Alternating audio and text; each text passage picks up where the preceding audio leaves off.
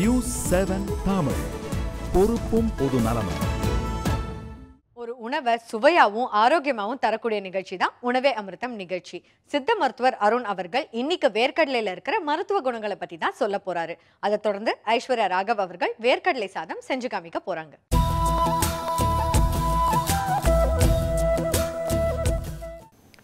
வணக்கம். உணவே அமிர்தம் நிகழ்ச்சியில் இன்றைக்கு நாம் பார்க்கக்கூடிய உணவுப் பொருள் வேர்க்கடலை. அது என்ன வேர்க்கடலை அப்படின்னு பார்த்தீங்களா? வேரில் இருக்கக்கூடிய கடலை. சாதாரணமாக ஒரு கடலை இருக்கு இல்லையா, நம்ம பயன்படுத்துகிற கடலைப்பருப்பு, கொண்டக்கடலை, பொரிக்கடலை அதெல்லாம் சொல்கிறோம் இல்லையா, அது சாதாரண நம்ம பயன்படுத்துகிற கடலை. இந்த வேர்க்கடலைங்கிறது வெளியிலேருந்து வந்தது. பொதுவாக இது மல்லாட்டை அப்படிங்கிற மாதிரி குறிப்பிடுவாங்க. நம்மளுடைய வட மாவட்டங்கள் எல்லாமே மல்லாட்டை கொட்டை அப்படிங்கிற மாதிரி குறிப்பிடுவாங்க. அதற்கு பேர் காரணம் பார்த்தீங்கனாலே தெரியும். இது மணிலாவிலிருந்து வந்த ஒரு கொட்டை. மணிலா கொட்டை அப்படிங்கிறது தான் மல்லாட்டை கொட்டை, மல்லாட்டை கேக் அப்படிலாம் சொல்கிறாங்க இல்லையா, அதுதான் இதுக்குரிய உண்மையான பேர் காரணம். வேர்க்கடலை அப்படிங்கிறத நம்ம சாதாரணமாக பயன்படுத்தக்கூடிய சொல். அது கடலை, இது வேர்க்கடலை. அது வெளியில் காய்க்கக்கூடியது, இது வேரில் இருக்கக்கூடிய கடலை. அதனால தான் இதுக்கு வேர்க்கடலை அப்படிங்கிற வேறு பேர் வந்துச்சு. பொதுவாக மகாத்மா காந்தி பயன்படுத்தின உணவு இல்லையா, நம்ம அன்றாடம் இந்த கடலை மட்டும் சாப்பிட்டுட்டு வந்தாலே நம்ம உயிர் வாழ்வதற்கு தேவையான 20% சத்து இதில் இருக்குது. நம்ம அன்றாட இவ்வளோ கலோரி சாப்பிட்ணும் அப்படின்னு சொல்கிறோம் இல்லையா, நமக்கு தேவையான ஆற்றல் இவ்வளோ ஜூல் வேணுங்கலாம் சொல்கிறோம் இல்லையா, அதில் 20% சத்து 100 கிராம் வேர்க்கடலை மட்டும் நீங்கள் அவிச்சு சாப்பிட்டீங்கனாலே போதும். வேறு எதுவுமே சாப்பிட வேண்டியதில்லை. ஒரு டம்ளர் பாலும், ஒரு ஆட்டுப்பால் தானே குடிச்சார் இல்லையா, அந்த கணக்கு இது தான். உங்களுக்கு தேவையான உயிர் வாழ்வதற்கு தேவையான சத்துக்களை 20% அன்றாடம் கொடுக்கக்கூடிய ஒரு எளிமையான ஒரு உணவுப் பொருள் இந்த வேர்க்கடலை. தாராளமாக இதை எல்லாருமே சாப்பிட்லாம். குழந்தைங்கள்லேருந்து பெரியவங்க வரைக்கும் எல்லாருமே சாப்பிட்லாம். இதனுடைய தன்மை அப்படின்னு பார்த்தீங்கன்னா, இது லேசாக உடலில் வெப்ப விளைவு ஏற்படுத்தக்கூடியது. இதனுடைய சுவை இனிப்பாக இருந்தால் கூட, பொதுவாக இனிப்பான பொருட்கள் எல்லாமே குளிர்ச்சி ஏற்படுத்தக்கூடிய பொருளாக இருக்கும். இதுக்குள்ள கொஞ்சம் வித்தியாசம். இனிப்பாக இருந்தால் கூட இது உடம்புல லேசான வெப்பத்தை ஏற்படுத்தக்கூடிய தன்மை வாய்ந்தது. அதனால தான் அதிகமாக கடலை சாப்பிட்றவங்களுக்கு கொஞ்சம் பித்தம் கூடிருச்சு அப்படிங்கிற மாதிரி சொல்லுவாங்க. சுவை கருதி நிறைய சாப்பிட்றாங்கனாலே செரிமானத்தில் லேசாக ஒரு தொந்தரவு வரதை நீங்கள் பார்த்துருக்கலாம். லேசான ஒரு தலை சுற்றல் வரலாம். அதுவும் குறிப்பாக அந்த வறுத்த கடலை சாப்பிடும்போது அதிகமாக சாப்பிட்டுட்டா அந்த மாதிரியான தலை சுற்றல், மயக்கம் மாதிரியெல்லாம் ஏற்படுறதுக்கு காரணம் இதில் இருக்கக்கூடிய அந்த வெப்ப விளைவு, அந்த பித்தத்தை அதிகமாக எதிர்க்கக்கூடிய ஒரு தன்மை தான் இந்த கடலையில் இருக்குது. பொதுவாக கடலை நம்ம சாதாரணமாக சாப்பிட்றதில்ல. எந்த ஒரு உணவுப் பொருள் சாப்பிட்டாலும் அதுக்கு தேவையான அதில் இருக்கக்கூடிய அந்த மாதிரியான சத்துக்களை பேலன்ஸ் பண்ணுற மாதிரியான இன்னொரு உணவுப் பொருளையும் சேர்த்து சாப்பிடுவோம். அப்படி கடலை சாப்பிடும்போது நம்ம சாப்பிட வேண்டிய இன்னொரு பொருள் அப்படின்னு பார்த்தீங்கன்னா வெல்லம், மண்டை வெல்லம்னு சொல்லுவோம் இல்லையா, அந்த வெல்லத்தை ஒரு 100 கிராம் கடலை சாப்பிட்டோம், வேர்க்கடலை அவிச்சு சாப்பிட்டுட்டோம், ஒரு மாதிரியாக வருது அப்படின்னு சொல்கிறவங்க எல்லாமே ஒரு வேர்க்கடலை சாப்பிட்ட பிறகு கொஞ்சம் வெள்ளத்துண்டு ஒரு சின்ன அளவு இந்த அளவு எடுத்து சாப்பிட்டுட்டிங்கனாலே அந்த கடலையினால் வரக்கூடிய பிரச்சனை எல்லாமே சரி பண்ணிடும். அதை தான் நம்ம கடலை மிட்டாயை நம்ம பயன்படுத்துகிறோம். அதில் என்ன இருக்குன்னு பாருங்கள், இன்கிரிடியன்ட் கடலையும் வெல்லமும் தான் இருக்குது. இதுதான் நம்மளுடைய வாழ்வியல் முறை. இந்த மாதிரியான உணவுப் பொருட்களை குழந்தைகளுக்கு பழக்கப்படுத்திட்டோன்னா எந்த பிரச்சனையுமே இல்லை. ஒரு எளிமையான உடலுக்கு தேவையான அனைத்து சத்துக்களும் நிறைந்த, நான் முதல்ல குறிப்பிட்ட மாதிரி அன்றாட நம்ம சேர்க்கக்கூடிய 20% சத்துக்கள் நிறைந்த ஒரு பொருள் அப்படின்னா வேர்க்கடலை தான் சொல்லலாம். அதில் இருக்கக்கூடிய விட்டமின்ஸாக இருக்கட்டும், அதில் இருக்கக்கூடிய புரதச்சத்தாக இருக்கட்டும், அதில் இருக்கக்கூடிய நுண்ணுயிர் சத்துக்களாக இருக்கட்டும், இது எல்லாமே உடலுக்கு இயல்பான முறையில் நமக்கு தேவையான ஒரு ஆற்றலை தரக்கூடியதாக இருக்கும். குழந்தைங்கள்லேருந்து பெரியவங்க வரைக்கும் எல்லாருமே சாப்பிடக்கூடிய ஒரு உணவுப் பொருளாக இருக்கும். அந்த கடலை மிட்டாய் அப்படிங்கிறது மிகச்சிறந்த ஒரு உணவுப் பொருள். அது உணவு சைட் டிஷ்ஷுன்னு மட்டும் இல்லை, ஸ்நாக்ஸாக கூட இல்லை, உணவுப் பொருளாகவே சாப்பிடக்கூடிய ஒரு பொருள் தான் இந்த கடலை மிட்டாய். இந்த சாயங்கால நேரத்தில் குழந்தைங்க வராங்கன்னா இந்த கடலை மிட்டாயை கொடுத்து நம்ம பழக்கணுனாலே அவங்களுக்கு வேறு எந்த பிரச்சனையும் வராது. பொதுவாக கண்டதையும் சாப்பிட்டுட்டு கடையில் பேக்கெட்டில் வைக்கக்கூடிய கண்டதையும் சாப்பிட்டு உடலை கெடுத்துக்காமல், பசி இல்லாமல், எதுவுமே சாப்பிடாமல் குழந்தை இருக்குங்கிறதுக்கெலாம் நம்ம கொடுக்குற ஸ்நாக்ஸ் வகைகள் தான் காரணம். அதெல்லாம் விட்டுட்டு இந்த இயல்பாக நம்ம வீட்டிலே தயாரிக்கக்கூடிய அந்த மாதிரியான கடலை மிட்டாயை சாப்பிடும்போது எந்த ஒரு தொந்தரவும் இல்லாமல் குழந்தைகள் ஆரோக்கியமாக வாழ்கிறதுக்கு ஒரு முக்கியமான ஒரு பொருளாக அந்த வேர்க்கடலை இருக்கும். அப்படிப்பட்ட வேர்க்கடலை வச்சு இன்றைக்கி ஐஸ்வர்யா என்ன செய்ய போகிறாங்க அப்படிங்கிறத இப்போ பார்க்கலாம்.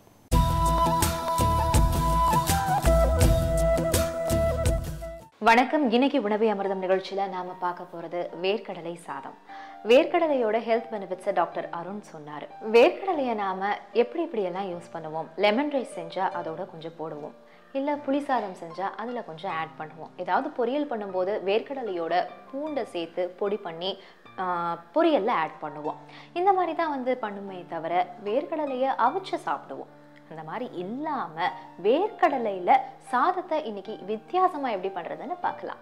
வேர்க்கடலை சாதம் செய்ய தேவையான பொருட்கள்: வறுத்த வேர்க்கடலை, உளுந்து, கடலை பருப்பு, காய்ந்த மிளகாய், கருவேப்பிலை, கடுகு, உப்பு, எண்ணெய். வேர்க்கடலையை வறுத்து தோல் எடுத்து வச்சுருக்கேன். நீங்கள் வறுத்த வேர்க்கடலை கூட வாங்கிக்கலாம். இப்போ டிபார்ட்மெண்ட் ஸ்டோர்ல எல்லாம் அவைலபிளாக இருக்குது.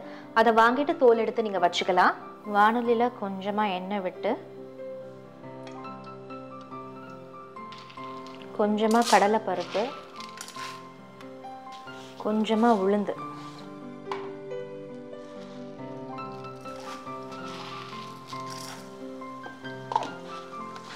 இதுக்கு தேவையான அளவு காஞ்ச மிளகாய்,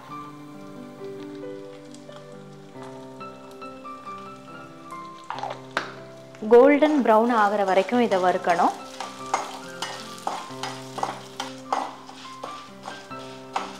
அடுப்பை அணைச்சிடலாம். இந்த சூடுலேயே இது கலர் வந்து மாறிடும்.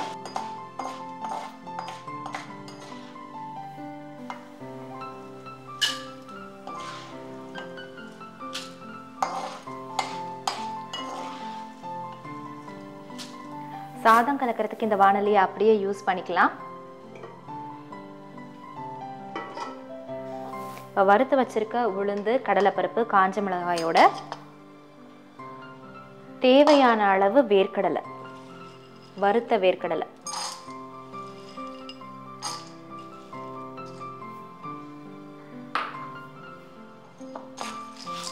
இப்போ இந்த மிக்சரை ஒரு 10 மினிட்ஸ் ஃபேனுக்கு கீழே வச்சு ஆற வச்சுட்டு கொஞ்சமாக உப்பு வச்சு நாம் பொடி பண்ணிக்கலாம்.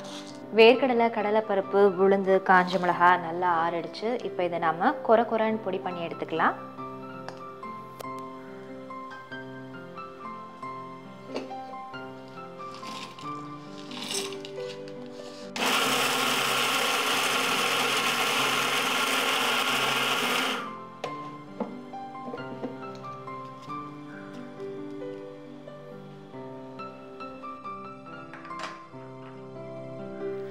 வேர்க்கடலை பொடி ரெடி ஆயிடுச்சு.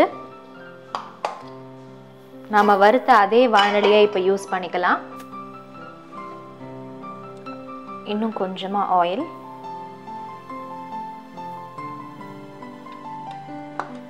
வாணலி காஞ்சிருச்சு. இதுல கொஞ்சமா கடுகு, 2 உளுந்து,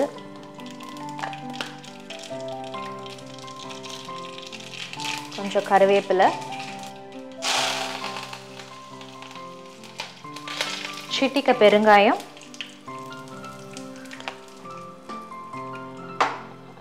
வடிச்சு வச்சிருக்க ரைஸ்,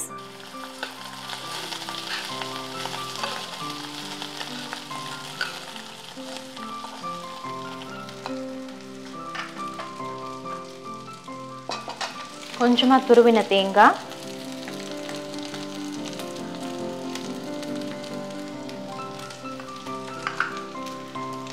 பொடிச்சு வச்சிருக்க வேர்க்கடலை பொடி,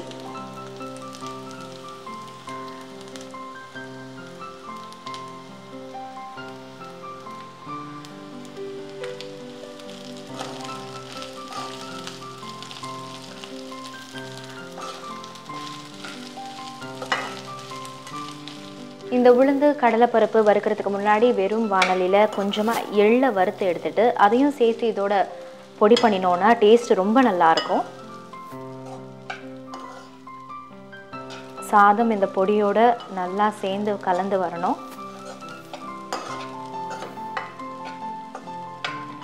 வேர்க்கடலை சாதம் ரெடி ஆயிடுச்சு. வத்தல், வடாம், அப்பளம் தொட்டு சாப்பிடலாம். கொஞ்சமாக நீங்கள் சாம்பார் யூஸ்வலாக ஏதாவது செஞ்சுருந்தீங்கன்னா அந்த சாம்பார் வச்சு கூட இதை சாப்பிட்லாம். உருளைக்கிழங்கு பொரியல் பண்ணால் அதோட பெஸ்ட்டு காம்பினேஷன் வேறு எதுவுமே இல்லைங்க. இதுக்கு ரொட்டீனாக கலந்த சாதம்னா lemon rice, coconut rice, tomato rice இந்த மாதிரி எல்லாம் பண்ணிகிட்ருப்போம். நாம் ஒரு சேஞ்சுக்காக இந்த கிரவுண்ட்நட் ரைஸ் வந்து நீங்கள் பண்ணி பாருங்கள். ரொம்பவே வித்தியாசமாக இருக்கிறது மட்டுமே இல்லாமல் ஹெல்த்தியான டிஷ்ஷும் கூட, ரொம்ப டேஸ்டியான டிஷ்ஷும் கூட. இப்போ அடுப்பு அணைச்சிடலாம்.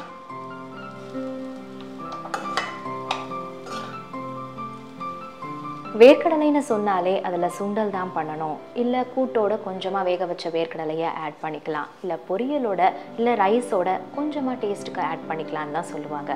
ஆனால் அதையே மெயினாக வச்சு இன்றைக்கி நாம் வேர்க்கடலை சாதத்தை நம்ம பண்ணியிருக்கோம். இது ரொம்ப டேஸ்டியாக இருக்குங்க. யூஸ்வலாக ஒரே ரொட்டீனாக சமைச்சிக்கிட்டே இருக்கிறதுலேருந்து கொஞ்சம் டிஃப்ரெண்ட்டாக வாரத்தில் ஒரு நாள் முடியலன்னாலும் கூட மாதத்தில் ஒரு நாள் நீங்களும் உங்கள் வீட்டில் இந்த வேர்க்கடலை சாதத்தை ட்ரை பண்ணி பாருங்கள்.